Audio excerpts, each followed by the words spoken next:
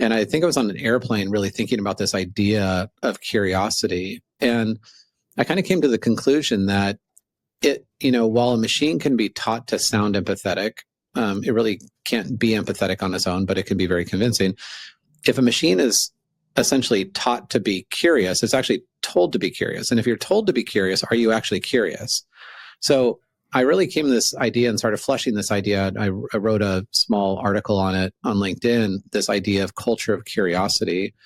I don't think it's the only inherent human trait that we have left, but I do feel like it is an untapped and I don't know, a very human trait that we take for granted. This idea of curiosity of like, what could be if? An AI could only emulate that if it was told to be curious, but it's not going to turn itself on in the morning and be like, what if this happened? And if that does happen, then we're talking about AI having consciousness. And then, I mean, we're all kind of doomed at that point, probably. So not to go down that rabbit hole on this podcast.